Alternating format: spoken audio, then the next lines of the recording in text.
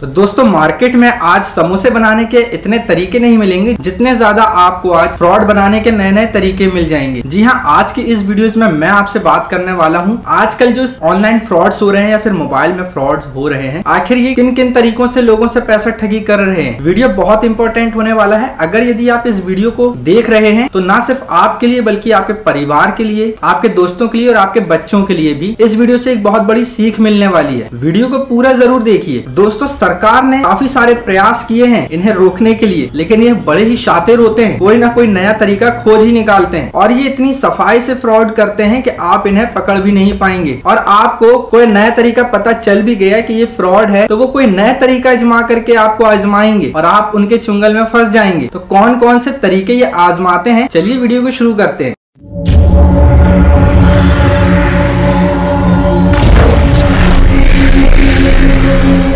कुछ फ्रॉड आज सबसे ज्यादा चल रहा है वह है मोबाइल में वीडियो कॉलिंग का। इसके लिए मैंने पिछला वीडियो बनाया था, ये वाला आपने नहीं देखा है तो चैनल पर जाकर देख सकते हैं। ऊपर आई बटन और नीचे डिस्क्रिप्शन पर भी लिंक मिल जाएगा। फिलहाल इस वीडियोस में मैं दूसरे प्रकार के फ्रॉड के बारे में बात करने जा रहा हूं जो कि इसी से मिलता जुलता। कैमरे वाला तो अभी लेटेस्ट का है, उस पर मैंने वीडियो बना दिया है। काफी सारे लोग अब इससे अलर्ट हो चुके हैं, लेकिन और भी नए प्रकार के फ्रॉड अभी हो रहे हैं जिसे आपको जानना बेहद जरूरी है। उसके लिए मैंने एक छोटी सी क्लिप बनाई है, एक नहीं बल्कि 2 प्रकार की फ्रॉड वीडियो क्लिप बनाई है। तो सबसे पहले आप उसका एक क्लिप देखिए, उसके बाद हम आपसे दोबारा मिलते हैं।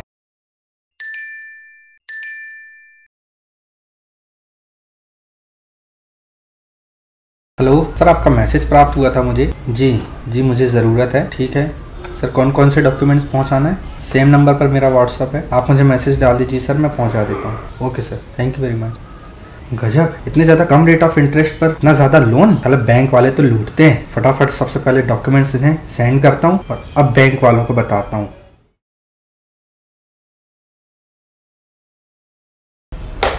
जी सर, जी अच्छा, प्रोसेसिंग फीस कितनी? 4%? बस 2 लाख की मुझे मतलब 8,000 रुपए भी आपको देने होंगे प्रोसेसिंग फीस। अच्छा जी, कोई गल नहीं सर, मैं अभी कर देता हूँ। जी पेटीएम करना है? ठीक है सर, मैं कर देता हूँ। 2 लाख रुपए, वो भी 3 साल के लिए और मात्र 8,000 रुपए देना है। अरे कोई गल नहीं, दे देते हैं। 3 लाख से तो 6 लाख बना लूंगा।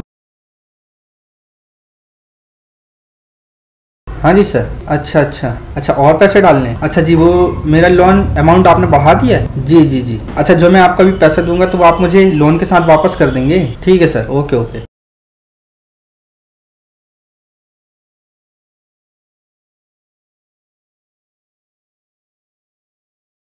ये फोन क्यों नहीं उठा रहा है?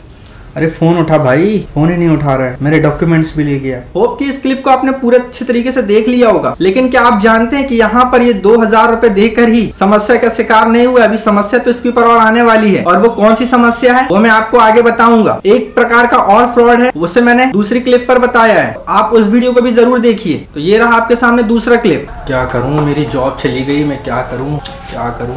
काम करता हूँ, ऑनलाइन ट्राई करता हूँ, या फिर एक से एक एप्लीकेशन आ गए, आज तो जॉब प्रोवाइड करा रहे हैं। चलो ट्राई करते हैं, ये तो अच्छा पैकेज दे रहा है। चलो कॉल करता हूँ। हाँ जी सर, मैंने ऑनलाइन अपॉइंटमेंट बुक किया था जॉब के रिगार्डिंग। जी ठीक है सर। अरे वेरी गुड। ठीक है सर, तो मैं आपको डॉक्यूमेंट सेंड कर देता हूँ। प्रोसेसिंग फीस क्या होगी? मात्र 2,000। अच्छा जी, अच्छा 30,000 रुपए पेमेंट। ठीक है सर, कोई गल नहीं, मैं अभी कर देता हूँ। डॉक्यूमेंट्स भी सेंड कर देता हूँ और आपको पेमेंट भी कर देता हूँ, processing fees. Okay sir, thank you very much. चलो मेरी जॉब तो लग गई। हेलो जी सर, और पैसे पहुंचाने? सॉरी सर, अब तो मैं पैसे नहीं दे पाऊंगा सर, मेरे पास में अभी पैसे हैं नहीं सर। मेरी खुद जॉब चली गई तो मैं अभी घर पे ही बैठा हूँ, अभी तो पैसा नहीं दे पाऊंगा सर। ठीक है सर। नहीं सर माफी चाहता हूँ सर प्लीज आप फोन मत करिए आप, क्योंकि मैं परेशान हूँ सर, पैसे नहीं दे पाऊंगा।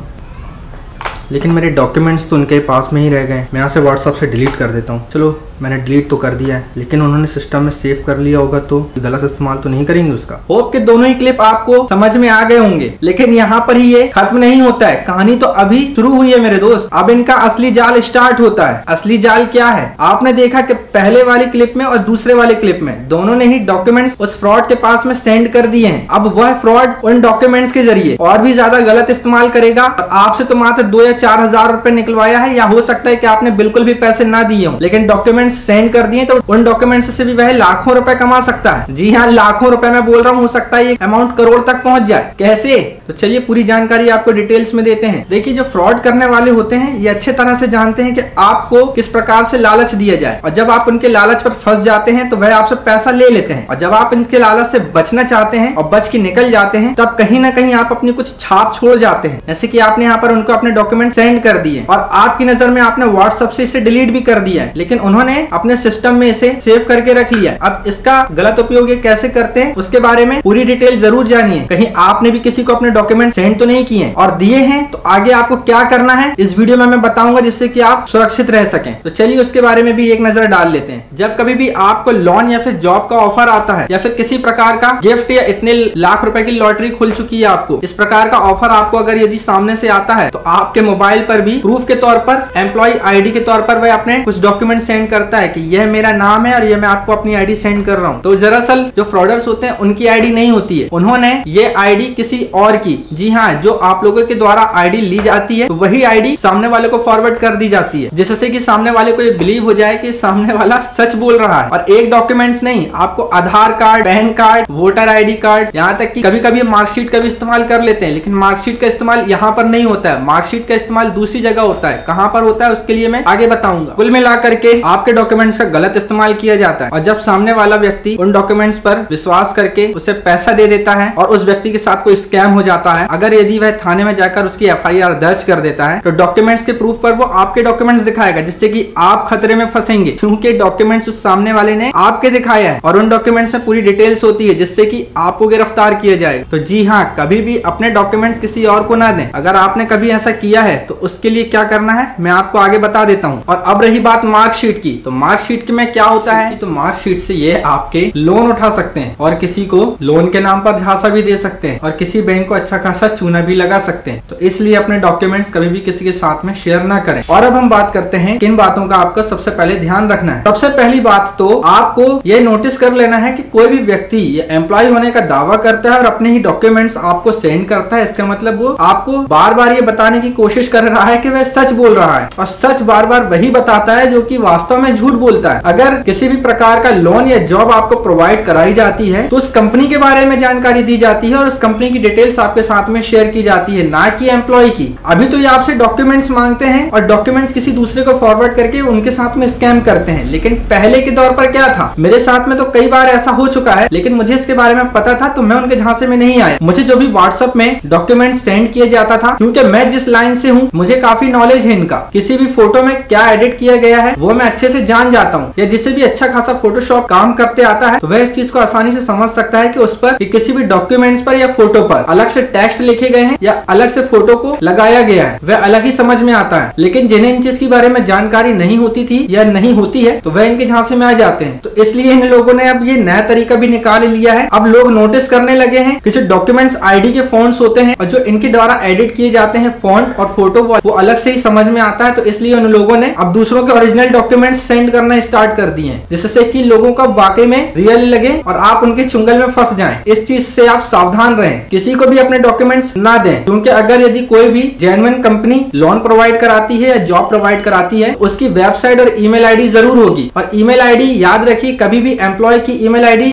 @gmail.com या फिर yahoomail.com इन डोमेन से मैच ना खाती हो, क्योंकि जो भी लीगल कंपनीज होती हैं वह अपने एम्प्लॉय को भी उनके नाम के बाद अपनी कंपनी के डोमेन नेम जरूर प्रोवाइड कराती हैं। फॉर एग्जांपल, अगर यदि मैं XYZ कंपनी में काम करता हूं तो मेरी एम्प्लॉय आईडी जो मुझे कंपनी मुझे प्रोवाइड करेगी तो imran@xyz.com के नाम की प्रोवाइड करेगी, जो कि लीगल कंपनी होती है। लेकिन imran@gmail.com, imran@yahoo.com ऐसे ईमेल अक्सर फ्रॉड करने वाले इस्तेमाल करते हैं। इनसे सतर्क रहिए और इन ईमेल्स से बचने की कोशिश कीजिए। और सबसे पहली बात कि व्हाट्सएप से कॉल अगर यदि आता है तो उस पर यकीन ना कीजिए, क्योंकि कंपनी कभी भी आपको व्हाट्सएप पर कॉल नहीं करती है, वह सीधे आपके नंबर पर कॉल करती है। और अगर यदि आपके डॉक्यूमेंट्स से कुछ बड़ा फ्रॉड हो जाता है तो आपको इसके लिए जेल भी जाना पड़ सकता है और आपको अपने आप को सच साबित करने के लिए सफाई पे सफाई देनी पड़ सकती है, जिससे कि आपका समय भी बर्बाद होगा और आपको फालतू की टेंशन भी पैदा हो सकती है। तो इसलिए इन चीजों से दूर रहें। अगर आप उनमें से हैं, आपके साथ में ऐसा कुछ स्कैम हो चुका है तो आपको शांत नहीं रहना है। वैसा वाला नहीं कि आप हुरदंग मचाएं, आपको आपके नजदीकी पुलिस स्टेशन में जाना है और इसकी रिपोर्ट दर्ज करा देनी है आपके साथ में जो भी हुआ है, क्योंकि अगर कल को आपके डॉक्यूमेंट्स के साथ भी कोई भी खिलवाड़ किया जाता है तो आप उससे सुरक्षित रहेंगे। आपके साथ में ऐसा हुआ है तो आपको अपने नजदीकी पुलिस स्टेशन जाना है और आपको एक आवेदन सौंप देना है। आवेदन में आपको क्या लिखना है वह भी जरा देख लीजिए। डियर सर मैम, श्रीमान थाना प्रभारी जी, शहर और प्रदेश का नाम, सब्जेक्ट यानी कि विषय आपको दे देना है कि आप किस प्रकार का आवेदन यहाँ पर दे रहे हैं। फॉर एग्जाम्पल, अगर आपके साथ में लोन से रिलेटेड फ्रॉड हुआ है तो यहाँ पर आपको लिख देना है लोन के नाम पर